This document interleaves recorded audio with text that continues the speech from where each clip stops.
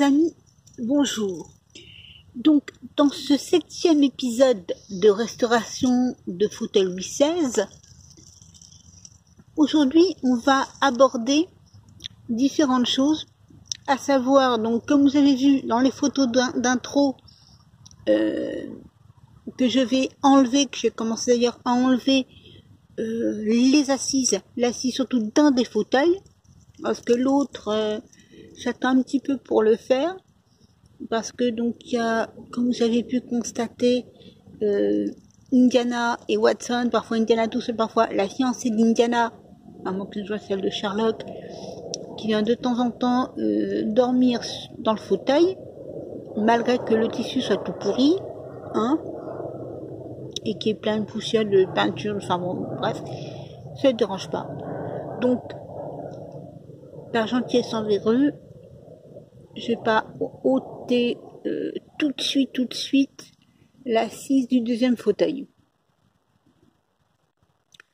En même temps, ça permettra, lors d'une prochaine vidéo, d'un prochain épisode, de vous montrer l'ensemble du travail, avec quelques parties bien entendu accélérées, pour ne pas que ce soit trop long, trop rébarbatif, au niveau de l'ensemble de la vidéo, n'est-ce pas? Et pour pouvoir ensuite donc attaquer, ça c'est une fois que j'ai les matériaux neufs ou de récupération propre, comme j'ai là la mousse qui est derrière, ok, et que je sais, si je me trompe pas, déjà un peu montré, il se peut que je puisse récupérer donc ceci, parce qu'il y a un petit peu, il y a des parties qui sont encore propres, qui peuvent être récupérées, d'autres c'est bien comme il faut rouiller. J'ai entendu comme quoi on pouvait parfaitement récupérer un truc rouillé avec du Coca-Cola. Personnellement, le Coca-Cola, je tendance à le boire et non l'utiliser comme décapant. En même temps, bon, peut-être du Coca que j'ai là, on me l'a offert, quoi. À voir. Il se peut que j'utilise du Coca, il se peut que j'utilise simplement mes lingettes et l'huile de coude, on verra bien. Ou il se peut également, en troisième option, que j'en achète tout simplement des neufs. Là où ça m'embête, c'est, bon, moi chez Famaradine, c'est le prix. Je ne sais pas combien je vais m'en tirer. Et là, chez mon écolo, un ressort comme ça, ou ce truc-là, ben, j'en ai 12 au total à remplacer. Donc les 12 là qui sont rouillés, ils sont à virer, à jeter. On sera d'accord, ça, la ferraille comme ça, c'est pas biodégradable. C'est peut-être recyclable, je dis bien peut-être, mais biodégradable, non, ça, c'est clair et c'est net, on sera d'accord. Bon, je peux me tromper, hein, c'est sûr, mais logiquement, pour moi, ça, c'est pas biodégradable. Donc, si on peut récupérer, tâcher de remettre ces ressorts en bon état, de façon à prolonger leur longévité, ben, pourquoi pas? Pourquoi ne pas tenter le coup, moi je dis. D'accord? Salut les humains.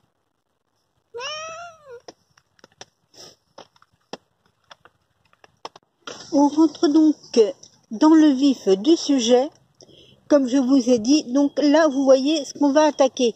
Donc ici, c'est encore fixé, comme vous voyez sous mes doigts, donc à l'agrafe. Je vais tâcher de démonter ceci avec mon tournevis, éventuellement ma pince à dénuder et au cas où celle-ci ne serait pas efficace, cette brave dame. La pince multiple. Sachant que cette partie-ci, donc là, c'est donc la toile de jute qui maintient les ressorts. Cette toile de jute est maintenue par des agrafes. Il va falloir les enlever. Il en reste 3 en avant.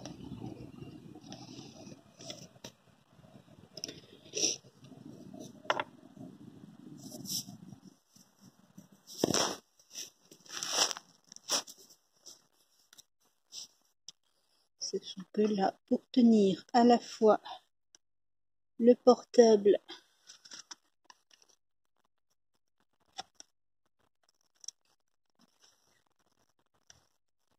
on fait voilà, c'est pas évident.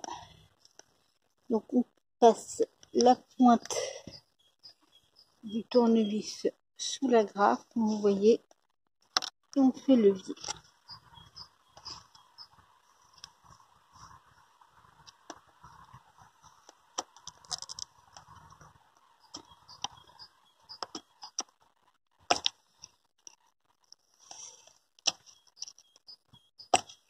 Voilà, c'est le pavillon.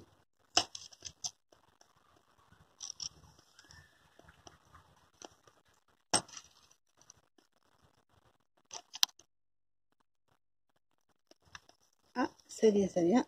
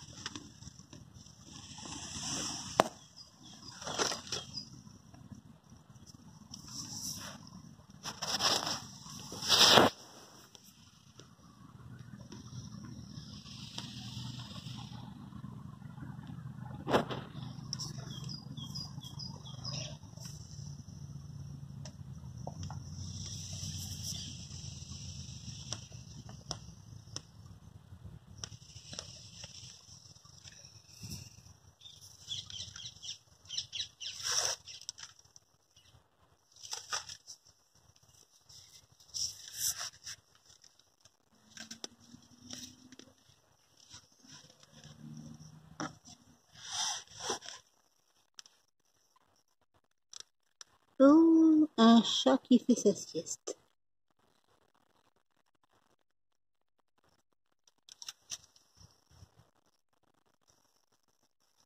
Indy.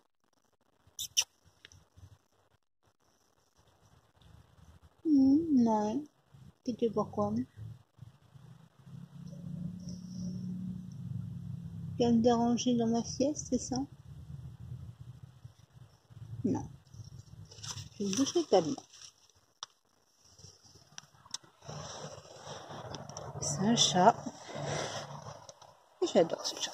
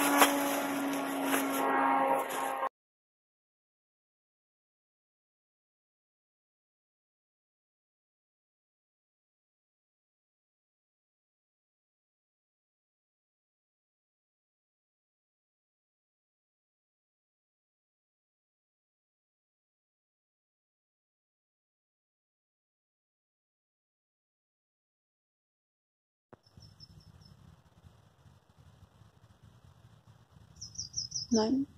C'est bien comme ça. Ouais.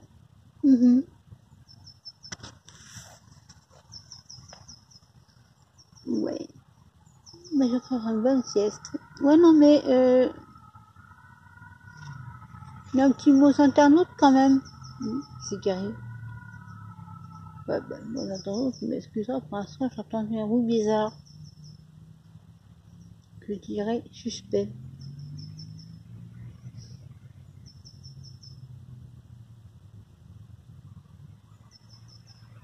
Désolé, la tendance, c'est aussi mon territoire.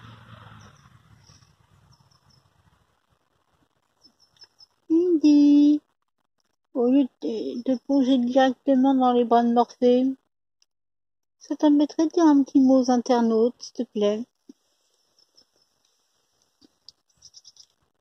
Ben, si vous n'êtes pas encore abonné, faites-le. Croyez-moi, vous ne regretterez pas. C'est gratuit.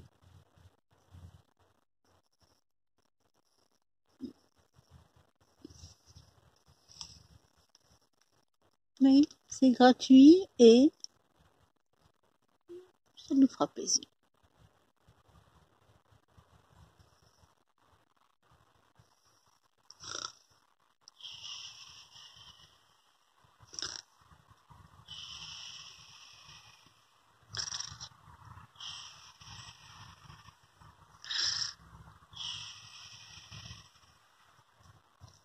Vous pensez que c'est logique. Prenez la télépathie. Passons au chat. Nous sommes des télépathes nés, nous autres, les chats. Entre autres qualités, bien entendu.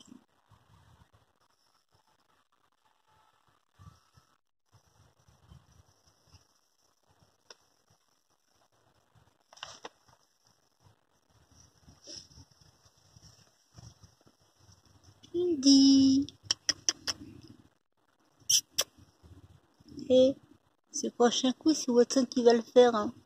Mais quoi, j'ai dû s'abonner. T'aimes les vidéos? Ouais. Excuse-moi, je vais faire ma sieste.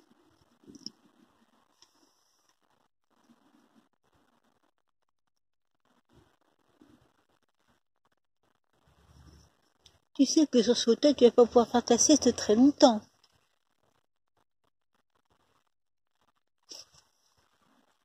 Allez, t'en as encore pour 8-15 jours à faire ta sieste dedans. Tu sais ça? Ouais.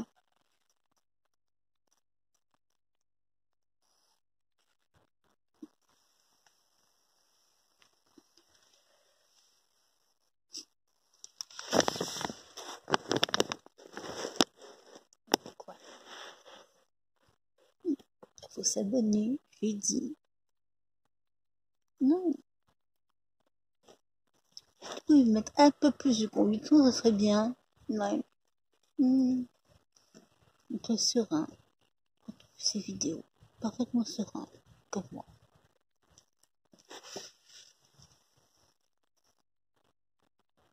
Et mettre des lèvres. Sereinement.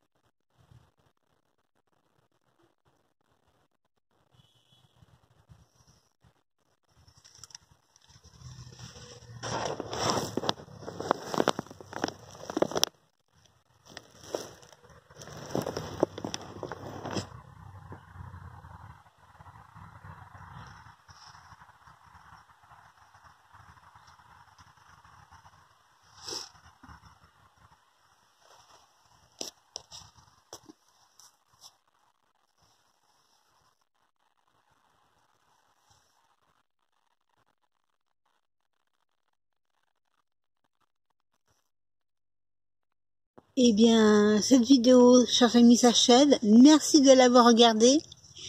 Et mettez des petits pouces bleus si elle vous a plu. Et si cette série de vidéos sur la restauration de meubles anciens vous plaît, n'hésitez pas à vous abonner, à activer la petite cloche qui est en haut de votre écran, là, d'accord, afin de ne rien rater des prochaines vidéos sur le sujet que je pourrais vous faire.